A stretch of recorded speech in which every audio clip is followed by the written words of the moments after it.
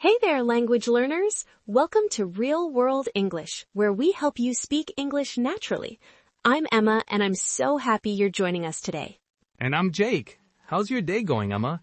I just had the most amazing breakfast this morning at that new cafe downtown. Oh, really? My day's been pretty good so far. I took my dog for a long walk this morning, and the weather was just perfect. What was so special about this breakfast? They make these incredible pancakes with fresh berries and real maple syrup. I'm telling you, it was worth waking up early for. We should go there sometime. That sounds delicious. I'd love to check it out. And speaking of trying new things, we're so excited to have all of you listeners with us today for another episode of Real World English. Absolutely. Today we have a really important topic that might change how you think about learning English. We're talking about stop studying English, start living it. This is something I'm really passionate about, Jake. So many of our listeners spend hours with textbooks and grammar exercises, but still don't feel confident speaking. I know exactly what you mean. I see this all the time with beginners especially. They know all these rules but freeze up in real conversations. Right, and that's what today's episode is all about. Moving away from traditional studying and instead bringing English into your everyday life in fun, natural ways. So for all our beginners out there, if you're around A1 or A2 level, this episode is especially for you. We're going to share practical ways to make English part of your daily routine. Let's start with a little role play to show what we mean. Jake, imagine I'm a student who spends 3 hours every day studying grammar books but never speaks English. Okay, I'll be the teacher. So Emma, tell me about your English learning routine. Well, I study grammar for 2 hours every day. I memorize vocabulary lists. I do many exercises in my workbook. But when I try to speak, I just can't remember anything. I feel so stuck. I understand how frustrated you feel, but here's something important. Language isn't just something to study, it's something to use and experience. What do you enjoy doing in your free time? I like cooking and watching movies. Sometimes I go hiking with my friends. Perfect. Those are all excellent opportunities to bring English into your life naturally. Instead of studying grammar for hours, why not try cooking while following an English recipe video? You'll learn food vocabulary, measurements, and cooking verbs, all while creating something delicious. That's exactly the shift we're talking about. Now, let's break out of the role play and talk about some specific immersion techniques for our listeners. The first big principle here is to make English a natural part of things you already do every day.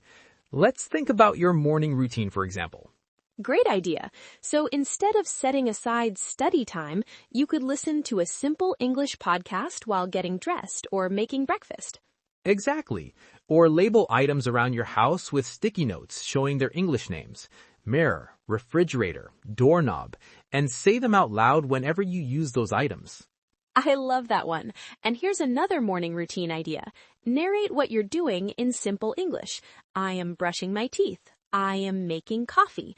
I am putting on my shoes.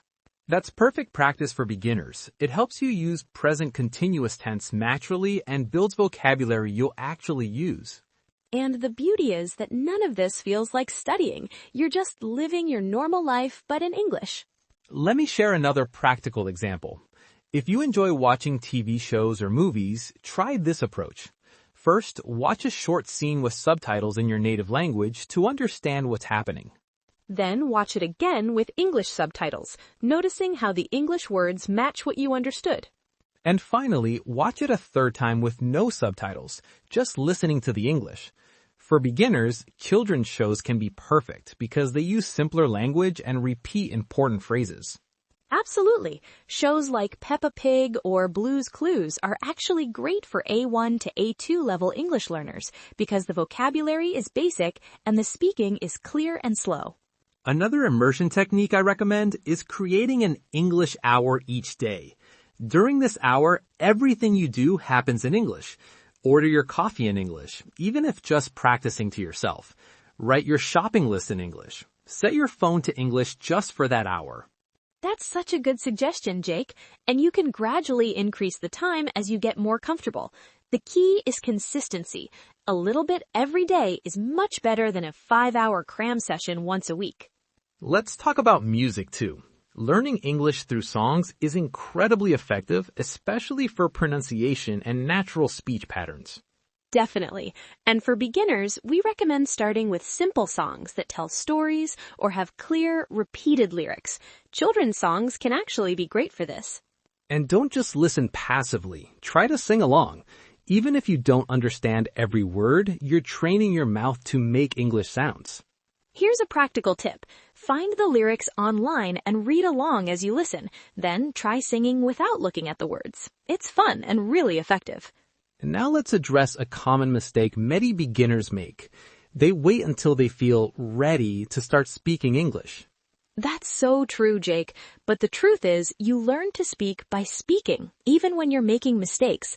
Those mistakes are actually valuable learning opportunities. Exactly. So here's our challenge to you. Have at least one tiny conversation in English every day. It could be ordering coffee, asking for directions, or even just talking to yourself about what you see on your walk. And if you don't have anyone to practice with, there are so many language exchange apps now where you can find speaking partners online. Even 5 minutes of real conversation practice is worth hours of textbook study. Another mistake is focusing too much on perfection. Remember, communication is the goal, not grammatical perfection.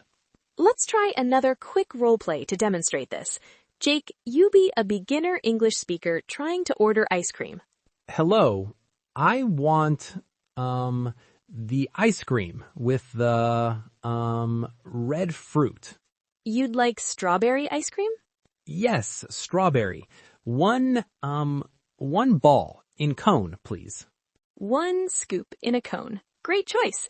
That'll be $3.50. Now, in that conversation, my grammar wasn't perfect. I said ball instead of scoop and missed some articles. But did the communication work? Absolutely. I understood what you wanted, and you got your ice cream. That's successful communication, and that's what language is really for. Now, let's move to our Q&A segment, where we'll address some common questions about language immersion. Emma, what's the first question we often hear from listeners? A very common one is, I don't live in an English-speaking country. How can I immerse myself in English? That's a great question. The internet makes immersion possible no matter where you live. You can join English conversation clubs online, watch YouTube videos about topics you enjoy, or follow English speakers on social media. Absolutely. And don't forget to change the language settings on your phone, social media accounts, or favorite apps to English. You'll learn practical vocabulary you use every day. Another question we get is, I get nervous and forget all my English when trying to speak. What should I do? This is so common, especially for beginners. Start by practicing in low-pressure situations. Record yourself speaking English about your day or your interests. Talk to pets or stuffed animals if that helps. And prepare some simple phrases you can use when you get stuck, like, could you speak more slowly? Or, I'm still learning English, but I'll try my best. The next question we often hear is, how can I find time for English immersion when I'm so busy? This is where the power of integrating English into existing activities comes in. Listen to English while commuting or exercising. Put English labels on items you use every day. Replace 5 minutes of social media scrolling with an English learning app. Exactly. It's not about finding extra time. It's about bringing English into the time you already have. Even waiting in line can become English practice time if you describe your surroundings in your head in English. Here's another good question. How do I know if I'm making progress without taking tests? Great question. Try recording yourself speaking English for 1 minute about your day or a simple topic. Do this once a month and compare the recordings. You'll be amazed at your progress over time. Another way is to notice when you start understanding parts of movies or songs without looking at subtitles or lyrics. That's a real sign of progress. And our last Q&A question is one we hear all the time. What's better, learning with a teacher or learning through immersion? It's not actually an either-or situation. The best approach combines both. A good teacher can guide your learning and explain confusing points, while immersion gives you the real-world practice you need. Absolutely right. Think of a teacher as your guide, but remember that you still need to walk the path yourself through regular practice and immersion. Before we wrap up, let's summarize our main points from today's episode. First, integrate English into activities you already enjoy. Cooking, watching movies, listening to music, or even just your daily routine. Second, focus on communication over perfection. Successful language use is about being understood, not about perfect grammar. Third, be consistent. Even 15 minutes of daily immersion is better than a 4-hour session once a week. And finally, make it fun. You'll learn more when you're enjoying yourself. We really hope you found this episode helpful. We'd love to hear how you're incorporating English into your daily life. Yes, please leave a comment telling us one way you'll start living English instead of just studying it this week. And if you have questions about specific situations where you could use English in your daily routine, let us know. We might feature your question in a future episode. Also, remember to subscribe to Real World English for more practical